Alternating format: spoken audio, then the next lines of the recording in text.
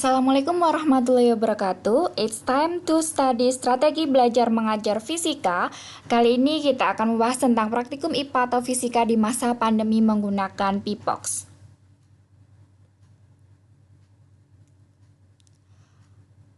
Pipox bisa dilihat di pipox.org. Jadi Pipox ini kita menggunakan smartphone sebagai alat untuk melakukan eksperimen. Jadi Pipox, your smartphone is a mobile lab.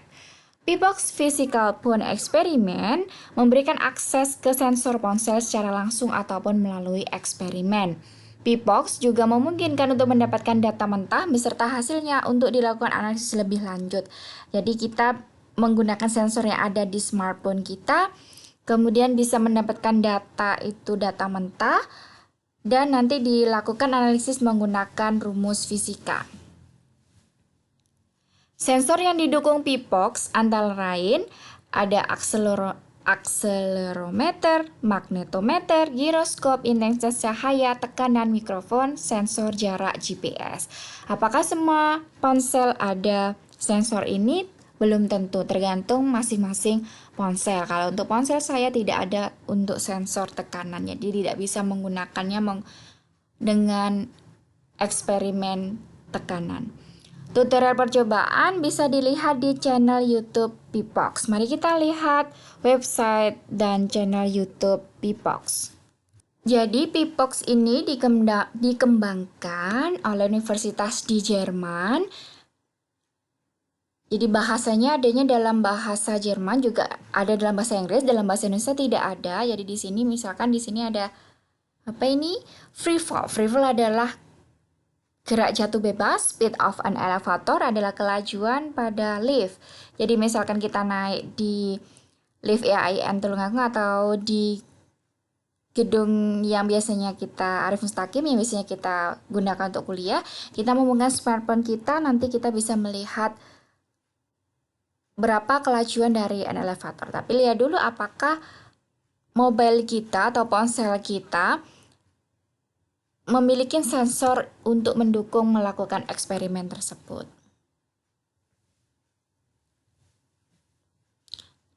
Nah, jadi eksperimen listnya ada eksperimen with video instruction, ada eksperimen with material for schools di Jerman, ada list all eksperimen, ada worksheet-nya juga. Nah, jadi untuk di YouTube-nya, jadi di sini ada playlist.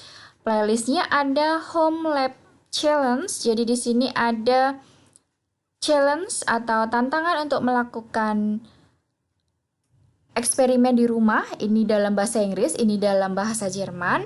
Ini juga eksperimennya dalam bahasa Inggris dan bahasa Jerman. Jadi di sini ada petunjuk eksperimen.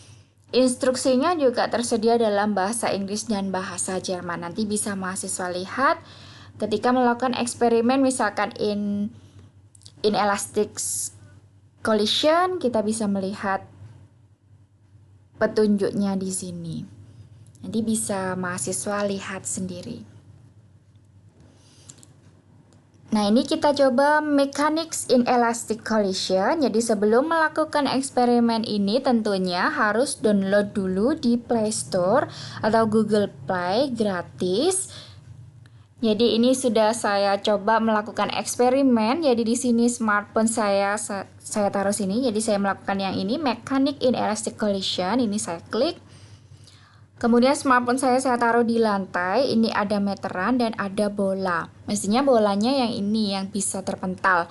Nanti karena yang dicatat oleh smartphone kita adalah ketinggian awal mula ini sampai ketinggian H1, H2, H3, H4, di mana di situ terjadi kehilangan energi selama terjadinya tumbukan. Nanti hasilnya bisa dilakukan analisis data. Jadi setelah kita download, kita buka aplikasi Pipox. Di sana ada raw sensor, ada akustik. Di raw sensor ada acceleration with gyroscope, light, location, GPS, magnetometer, pressure. Ini pressure saya tidak ada, jadi tidak bisa diklik. Ada audio amplitude, audio autocoloration, audioscope, audio spectrum, Doppler effect, frekuensi history, sonar, tone generator, ada everyday life. Di mekanika ada inelastic collision, centripetal acceleration, pendulum, roll, spring, ada timer juga, dan ada tools. Jadi bisa mahasiswa coba, nanti bisa diklik satu-satu untuk mencobanya. Nah, ini coba inelastic collision. Jadi sini ada height, ada energy, dan ada setting. Nanti di setting kita coba thresholdnya 0,9. Nanti height-nya tampilannya seperti ini, kita letakkan di lantai ketika melakukan eksperimen dan kita klik play. Play-nya dengan tanda ini.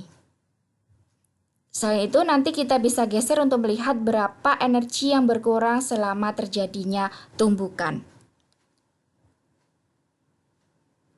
Nah, berikut contoh dari lembar kerja melakukan eksperimen inelastic collision atau elastic collision menggunakan P-box.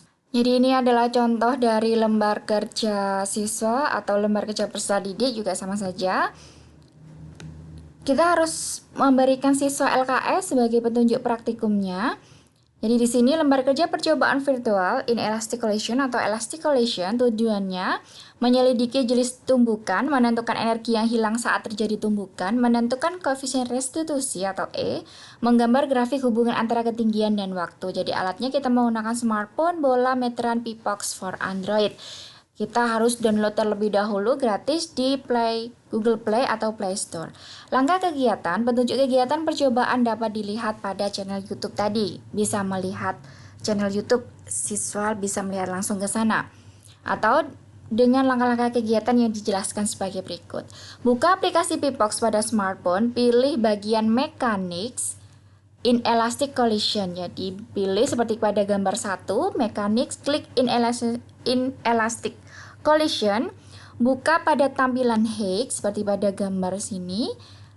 Jadi dibuka tampilan Higgs ini, pilih setting. Jadi yang settingnya thresholdnya 0,9 AU, audio unit. Threshold adalah nilai minimum dari input yang masih memberikan output.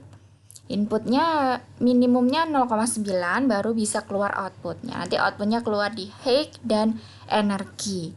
Energi yang hilang saat terjadi tumbukan. Nah, setelah itu susunlah alat seperti pada gambar 3. Jadi kita menyusun tadi, ini ada smartphone-nya, ini ada meteran, ini ada bola. Apakah benar nanti yang dicatat di P-box ini ketika di sini 50 meter apa sama di sini juga 50 meter. Nanti bisa mahasiswa buktikan. Nanti bisa dicoba di rumah dengan menggunakan bola yang ada di rumah, bola basket, bola bekel, bola voli.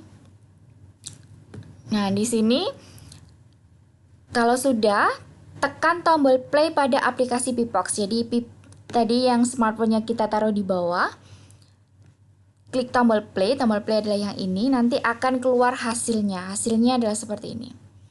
Nah, hasil percobaanmu akan tampak pada height dan energi seperti pada gambar 4. Hasil percobaan pasti berbeda. Ya, pasti berbeda. Tergantung pada benda yang dijatuhkan dan tergantung pada ketinggiannya. Tentunya berbeda ketika kita menjatuhkan bola bekel dengan bola basket. Ketika menyatukan dari ketinggian 100 meter dengan ketinggian 50 meter, tentu hasilnya berbeda. Ini yang sudah saya coba lakukan. Tidak mantul sampai ketinggian kelima yang saya lakukan percobaan tadi. Jadi mahasiswa mungkin hasilnya sampai ketinggian 5.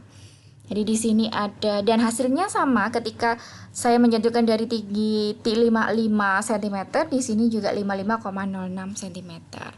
Ini nanti data ini yang akan diolah. Ini adalah energinya, energi yang hilang saat terjadi tumbukan. Kemudian catat hasil percobaan pada tabel 1 dan lakukan analisis data. Jadi hanya berapa? Jadi H1. Mulai dari sini tadi kan ada 5 data, jadi 0, 1, ada 6 ya. 0, 1, 2, 3, 4, 5. Ada 6 data. Jadi bisa kita tambahin 6 data. Mulai H0, H1, H2, H3, H4, H5. Begitu juga dengan waktunya dan waktunya kita dapatkan dari sini. T-nya waktunya hanya ada T1, T2, T3, T4, T5. Energinya juga ada E1, E2, E3, E4, E5. Untuk yang sampai 6 tadi adalah hanya saja. Atau kita tidak masukkan 6 juga tidak apa-apa. Nah, dari sini nanti kita menghitung koefisien restitusi. Jadi data yang diperoleh di sini tadi ketika percobaan kita masukkan di tabel, kemudian kita hitung koefisien restitusinya. Menghitung koefisien restitusi menggunakan rumus E sama dengan H2 dibagi H1, di mana H2 kurang dari H1. Misalkan tadi percobaannya kita dapatkan nilai berapa di H2, H1-nya berapa kita masukkan. Koefisien restitusi tentu berbeda ketika H1, H2, H3, H4 sampai H5. Kita hitung di sini, masukkan di sini, kemudian buktikan bahwa hasil percobaanmu benar dalam menentukan energi yang hilang saat tumbukan menggunakan rumus E2 sama dengan E1 H2 dibagi H1. Jadi benar atau tidak ketika di sini tadi berkurangnya adalah 39,5%. Caranya adalah menggunakan rumus yang ini tadi. E1 H2 dibagi dengan H1. Nanti kalau sama berarti hasil percobaannya benar sesuai dengan perhitungan menggunakan rumus. Jadi ada petunjuknya untuk siswa LKS ini fungsinya seperti itu. Buktikan delta T hasil percobaanmu benar dengan menggunakan rumus H sama dengan setengah G delta T per 2 kuadrat. Jadi kita masukkan nilai H. Percepatan gravitasinya adalah 9,8 meter per sekon kuadrat. Nanti kita bisa mendapatkan nilai delta T. Jadi di sini siswa menganalisis lebih lanjut. Dan ada soal diskusi juga. Gambarkan grafik hubungan antara ketinggian terhadap waktu dari hasil percobaanmu. Tentukan jenis tumbukan berdasarkan hasil percobaanmu. Jelaskan bagaimana besar koefisien restitusi dari percobaan yang telah dilakukan, mengapa energi hilang saat terjadi tumbukan, dan tulis kesimpulan apa yang kamu peroleh dari percobaan yang telah dilakukan. Jadi untuk menjawab diskusi ini, mahasiswa bisa melakukan diskusi online dengan teman, bisa bertanya dengan guru ketika mengalami kesulitan, atau bisa ditanyakan langsung ketika pelajaran tatap muka atau luring untuk sekolah-sekolah yang menggunakan blended learning dengan daring dan luring. Demikian contoh dari LKS. Untuk percobaan Pipox, mahasiswa bisa mencoba menggunakan yang lain. Tadi di sana misalkan menghitung menggunakan sonar, intensitas cahaya. Nanti bisa coba melakukan eksperimen dan mencoba membuat LKS-nya. Untuk petunjuknya bisa dilihat di channel YouTube dari Pipox. Terima kasih. Wassalamualaikum warahmatullahi wabarakatuh.